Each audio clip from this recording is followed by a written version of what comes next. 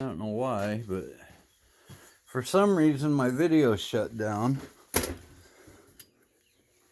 Yesterday was a terrible day.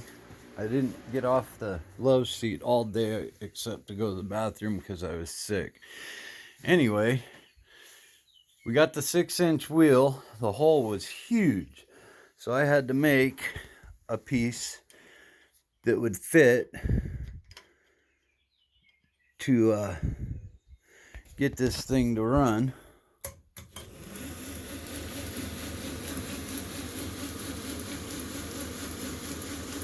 And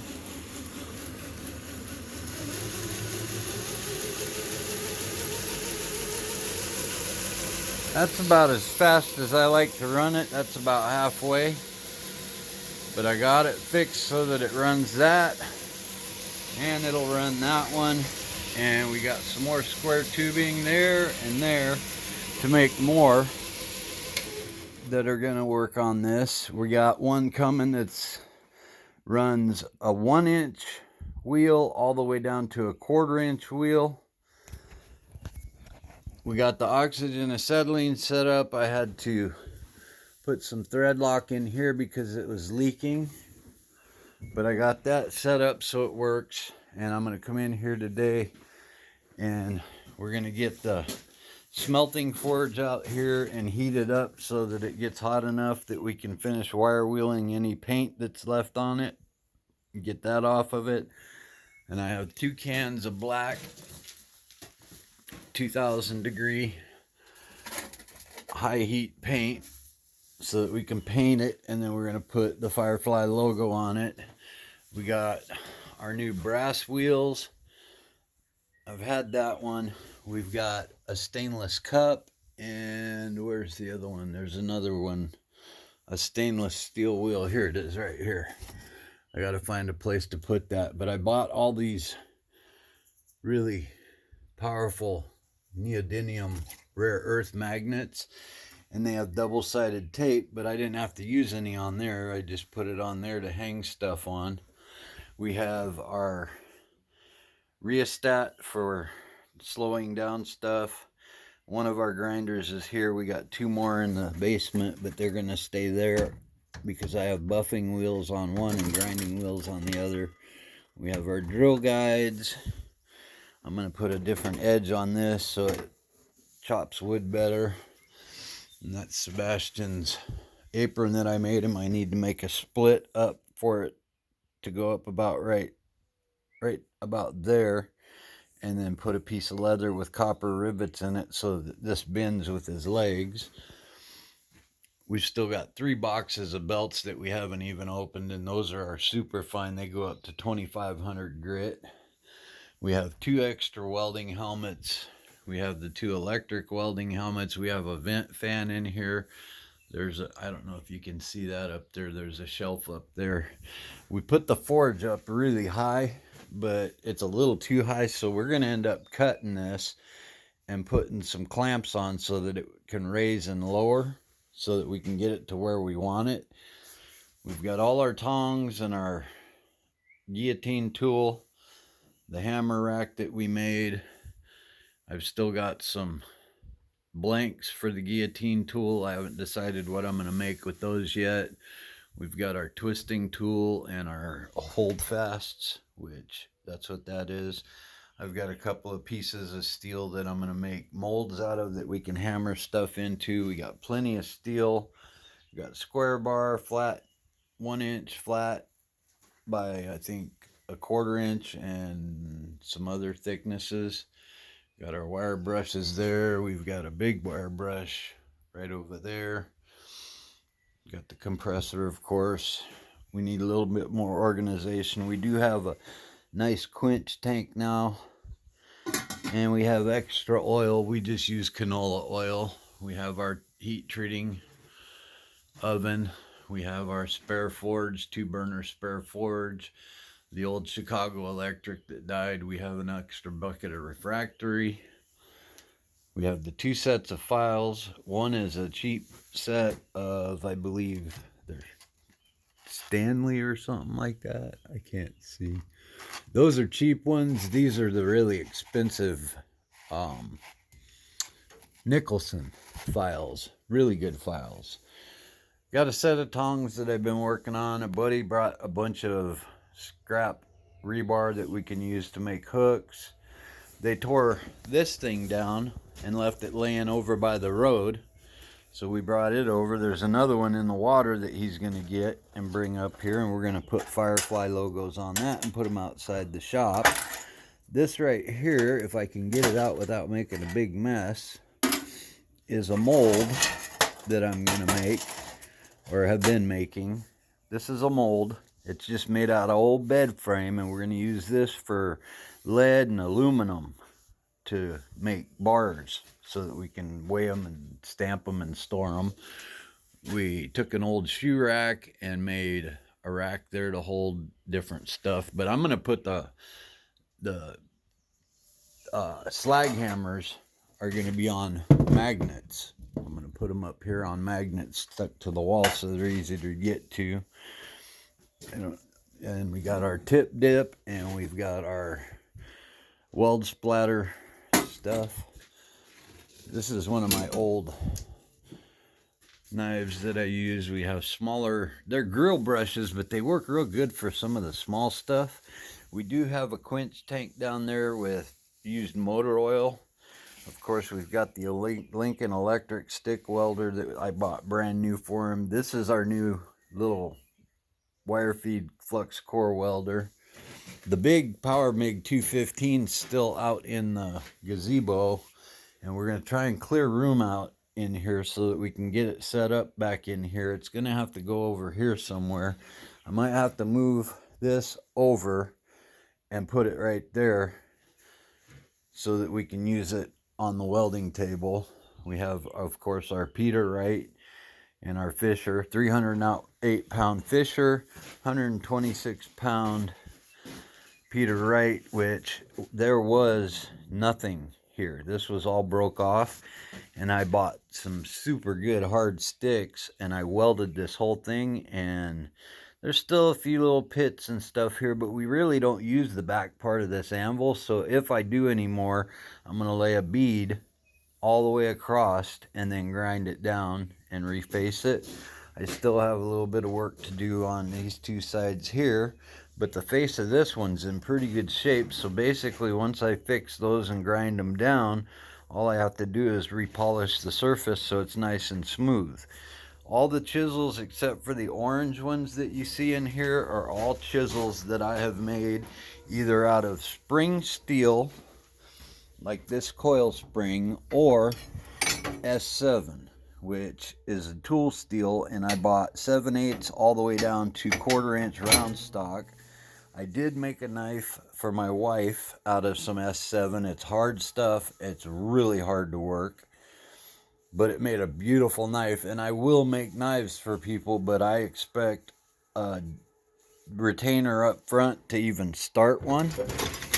And when it's finished, I expect the rest of the payment to be made within a week, and it'll be shipped out the minute I get payment. If it's not paid for, then it gets sold to somebody else, because I'm not a knife maker. I only do special orders for people.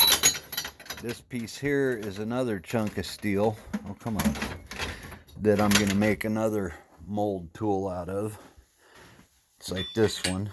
And this piece here came out of that, but it already had the hole there.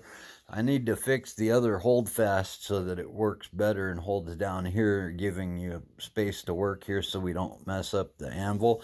I don't really like using the cutting table. It's already got some chinks in it. I'm going to try and fix that, but I'd prefer to use this. We just got that set up like this right now. There's some knives that I've started just for fun. If I get one finished, I might put it up for sale.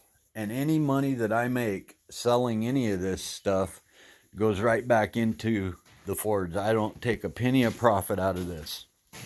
This is all for my son. We have our ferric acid bath, and we have ferric chloride to put in there. We haven't used it yet because we haven't done anything that we need that for. Got extra borax. Got lots of welding rods. Got an old wedge here that we dug up metal detecting that I'm going to make a cutoff tool out of.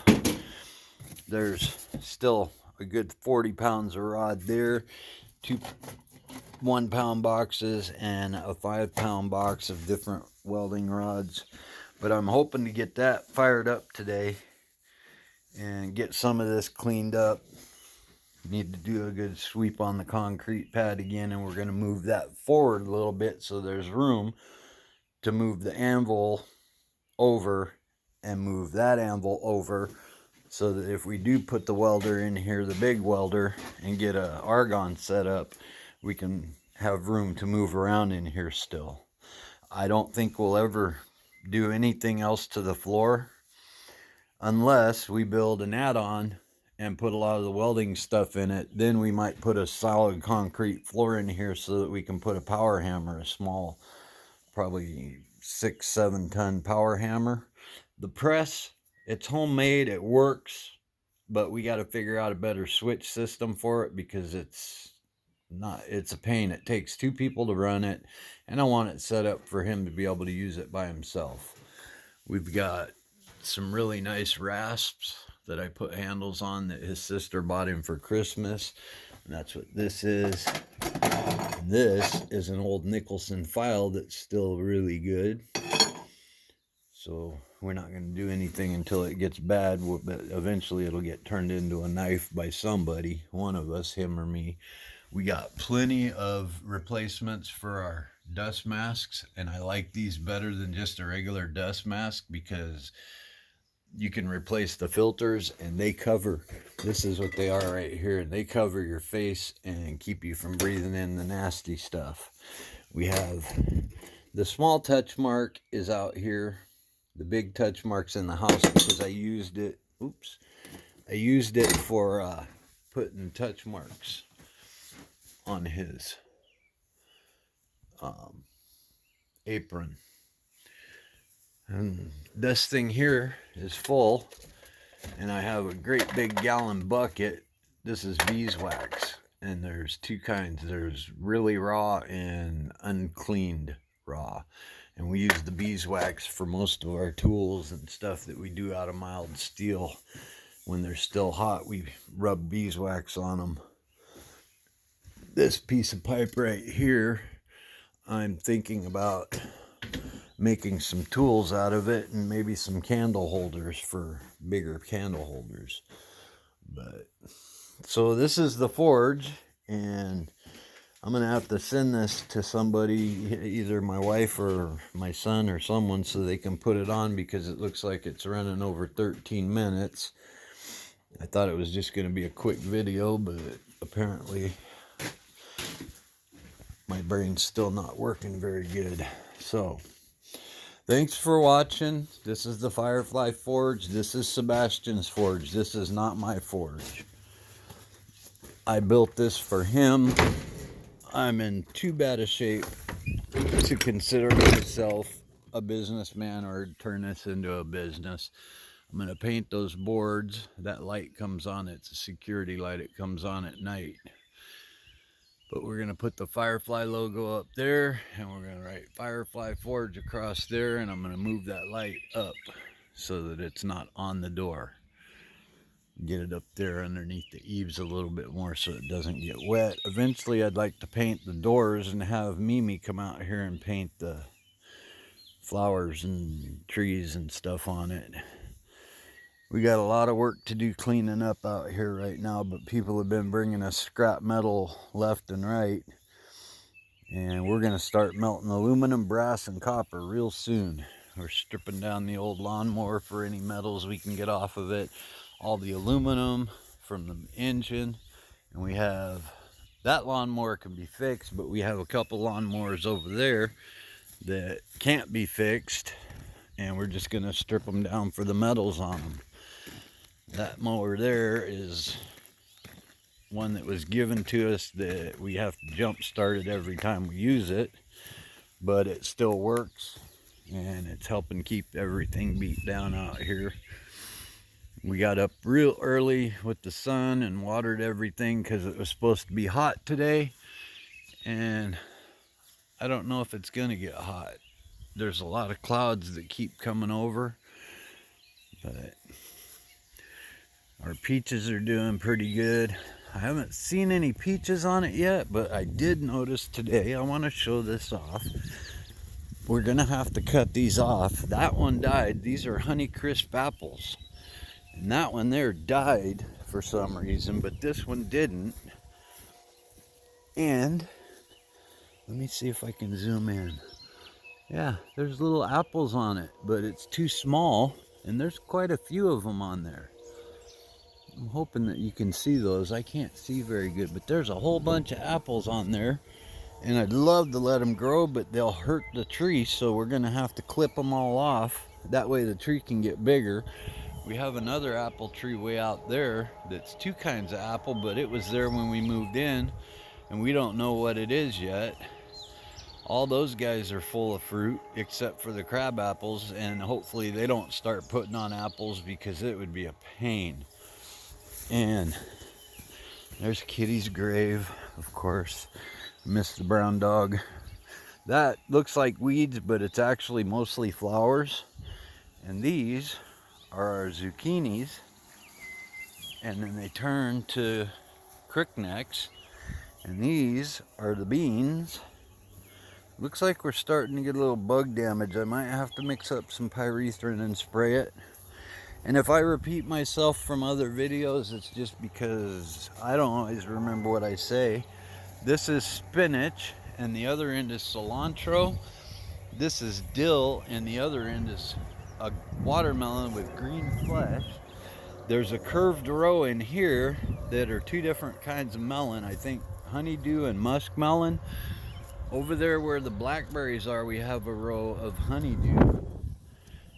Our cucumbers, tomatoes, cabbage, peppers, all kinds of peppers, hot peppers, mild peppers, tomatillos in this row,